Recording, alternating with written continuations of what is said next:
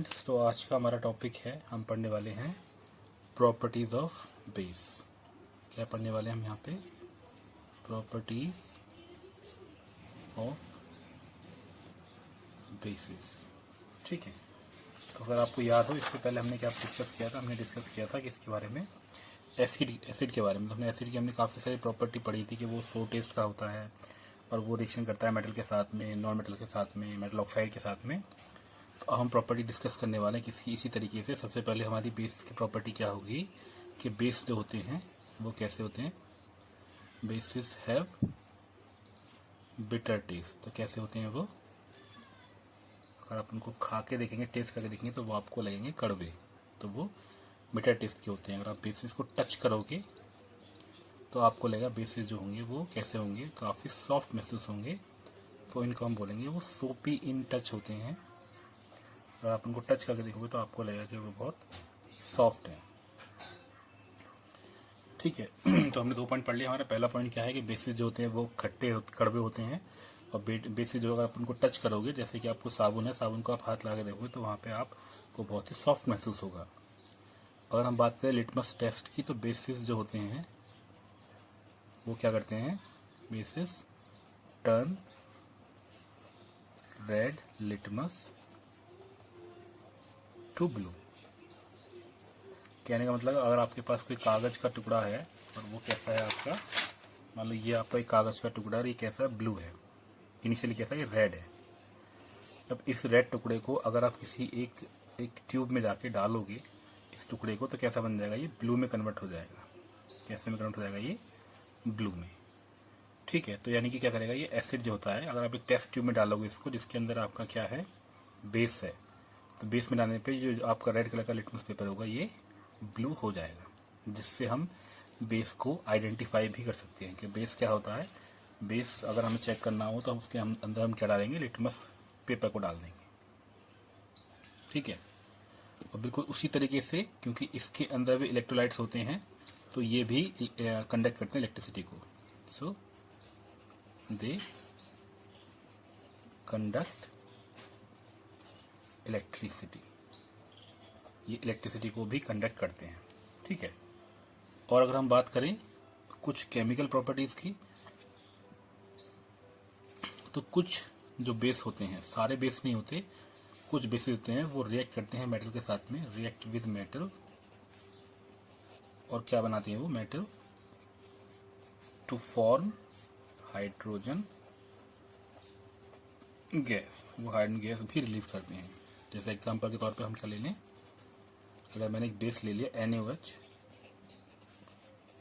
Aqueous state में है, plus मैंने जिंक को ले लिया, तो और मैंने इसको हीट किया, तो क्या बनेगा? ये बन जाएगा Na2ZnO2 एक्वस प्लस H2। तो ये आपका सॉल्ट बन गया, प्लस यहाँ पे आपकी हाइड्रोजन गैस फ्री हो गई। ठीक है, तो इस रिएक्शन को हम क्या कह रहे हैं यहाँ पे कि आपने सॉल्ट यहाँ के ले लिया, अपने base plus metal, salt plus hydrogen gas. अगर हम इसकी बात करें, इसका नाम क्या होता है? Sodium zincate. क्या नाम है इसका? Sodium zincate. ये काफ़ी इंपॉर्टेंट रिएक्शन रहती है आपके एग्जाम के पर्सपेक्टिव से, क्योंकि नॉर्मली जो होते हैं वो बेस जो होते हैं वो रिएक्शन नहीं करते हैं। ठीक है, किसके साथ में? मेटल के साथ में, बट कुछ करते हैं, जिसमें से हमने एक एग्जांपल यहाँ पे ले लिया। अगला पॉइंट जो हमारा, उसी पॉइंट को हम कर रहे हैं, जैसे कि हमारा बेसिस होते हैं, बेसिस रिएक्ट विद एसिड। अगर वो एसिड का रिएक्शन करेंगे तो क्या बनाएंगे वो? To form salt and water. अगर हम ले लेंगे तो सॉल्ट के साथ में क्या बना देंगे? वहाँ पे सॉल्ट प्लस वाटर बना देंगे। तो इसका हम एग्जांपल ले लें, जैसे आपने क्या ले लिया? NaOH, ये बेस है, और H2SO4 सल्फ्यूरिक एसिड ले लिया आपने।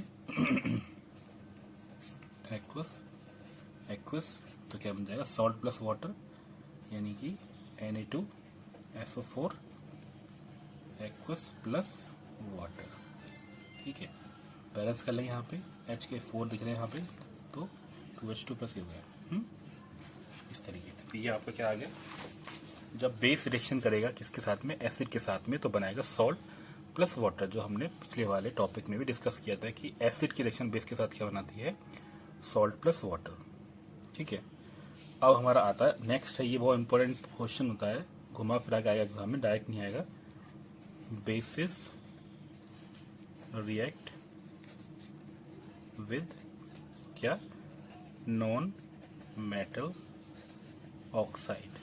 वो नॉन मेटल ऑक्साइड की रिएक्शन करेगा टू फॉर्म क्या बनाएगा, फिर से वो सॉल्ट एंड वाटर। ठीक है, इस रिएक्शन को हम कैसे बताएंगे, यहाँ पे नॉन मेटल ऑक्साइड का एग्जांपल जैसे हमने ले लिया, कोई नॉन मेटल ऑक्साइड जैसे हमारा कार्बन डाइऑक्साइड हो गया, बेस हमने क्या ले लिया, CaOH whole twice, calcium hydroxide ले लिया, प्लस क्या ले लिया हमने, नॉन मेटल ऑक्साइड यानी CO2 गैस ले ली, तो क्या बन जाएगा यहाँ पे CaCO3 बन जाएगा, कैल्शियम कार्बोनेट और प्लस वाटर बन गया। ठीक है, तो ये यहाँ पे सॉलिड हो गया, इसको भी हम क्या बोलते हैं, ये बन गया आपका कैल्शियम कार्बोनेट, और ये सॉलिड फॉर्म है, यानी कि ये आपको कैसा बन जाएगा, प्रेसिपिटेट जैसा बन जाएगा। ठीक है, तो ये रिएक्शन आपकी क्या होगी, ये reaction of non metal oxide with two form the salt and the water, ये आपका सॉल्ट बन गया कैल्शियम कार्बोनेट, और प्लस आपका क्या बन गया, वाटर बन गया। ठीक है, अब फटाफट से इसका एक लास्ट पॉइंट है कि अगर हम बात करें यूज ऑफ बेस की, वैसे कोई अलग से बहुत अलग से कोई टॉपिक नहीं है, बट फिर भी हम यहाँ पे बात कर लेते हैं यूजेस ऑफ बेस की, कि यूजेस ऑफ बेसिस, तो बेसिस का हमें फायदा कहाँ पे होता है। ठीक है, तो सबसे पहले तो हमारा फॉर मेकिंग सोप्स, ये तो कोई बड़ी बात है ही नहीं, हमें पता होता है कि हमारे सारे के सारे सोप जो होते हैं उनमें हम इसका इस्तेमाल करते हैं। ठीक है, और हमारे पास में कुछ स्पेसिफिक सॉल्ट होते हैं, जैसे कि हमने अभी बात की थी कैल्शियम हाइड्रोक्साइड की, सो कैल्शियम हाइड्रोक्साइड इसका इस्तेमाल कहाँ पे होता है, इज यूज टू मैन्युफैक्चर, इसका हम इस्तेमाल करते हैं मैन्युफैक्चर के लिए, किसका मैन्युफैक्चर, ऑफ ब्लीचिंग पाउडर, जो आपका ब्लीच करने में काम आता है। आप जाते हैं ना उसके पास में, लॉन्ड्री वाले के पास में, वो आपके कपड़ों को ब्लीच करता है, मतलब उसको वो करता है, या फिर कलर को हटाने में हम उसका इस्तेमाल करते हैं, जिसका बोलते हैं ब्लीचिंग एक्शन। ठीक है, और जैसे हम बात करें मैग्नीशियम हाइड्रोक्साइड की,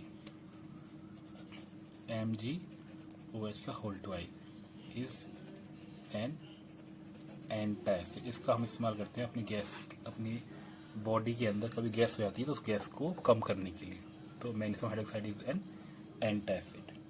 ठीक है, और काफ़ी सारे यूज हो सकते हैं इसके, लेकिन हमारे लिए इतना ही काफ़ी है। ठीक है, ये जो मैंने आपको ये वाला टॉपिक बताया आपको यूज ऑफ बेसिस, तो ये कोई ज़्यादा एक्स्ट्रा कोई टॉपिक नहीं है, आपका जो मेन टॉपिक है वो यही वाला है कि प्रॉपर्टी ऑफ बेसिस। तो बेस जो होते हैं बिटर टेस्ट के होते हैं, बेस जो होते हैं सोपी टच के होते हैं, बेस रेड लिटमस को ब्लू में कन्वर्ट कर देते हैं, और ये कंडक्ट करते हैं इलेक्ट्रिसिटी। क्यों करते हैं इलेक्ट्रिसिटी कंडक्ट, क्योंकि इनके पास ये इलेक्ट्रोलाइट्स होते हैं, क्योंकि इनके पास OH आयंस होते हैं, इलेक्ट्रोलाइट्स यानी कि OH नेगेटिव आयंस, क्योंकि इनके पास OH आयंस होते हैं, और दे कंडक्ट इलेक्ट्रिसिटी, ये हमने पढ़ लिया। Base react with metal to form hydrogen gas. ठीक है, रिएक्शन हमारी NaOH है यहाँ पे प्लस जिंक है, तो Na2ZnO2 बन गया, जो कि आपका क्या है, एक सॉल्ट होगा प्लस हाइड्रोजन गैस हो गई। अब बेस रिएक्शन करेगा एसिड के साथ में, तो बनाएगा सॉल्ट प्लस वाटर यानी कि NaOH प्लस H2SO4, तो ये आपका बेस है और ये आपका एसिड है, दोनों मिलके तो सॉल्ट बन गया प्लस वाटर बन गया। इस रिएक्शन को आपको याद होगा, हम इसको न्यूट्रलाइजेशन रिएक्शन भी कहते हैं। क्या बोलते हैं इसको, न्यूट्रलाइजेशन रिएक्शन, न्यूट्रलाइजेशन रिएक्शन, क्योंकि यहाँ पे एसिड के इफेक्ट को बेस न्यूट्रल कर रहा है। ठीक है, नेक्स्ट है आपकी base react with non metal oxide, ये आपका जो बेस होता है नॉन मेटल ऑक्साइड रिएक्शन करेगा तो क्या बनाएगा, CaOH यानी कि बेस हो गया प्लस नॉन मेटल ऑक्साइड बन गया कैल्शियम कार्बोनेट प्लस वाटर। ठीक है, आज की वीडियो में, इस वीडियो में सिर्फ इतना ही काफ़ी है। अगर वीडियो अच्छी लगे तो इसको लाइक शेयर सब्सक्राइब कर दें। Thank you so much again to watch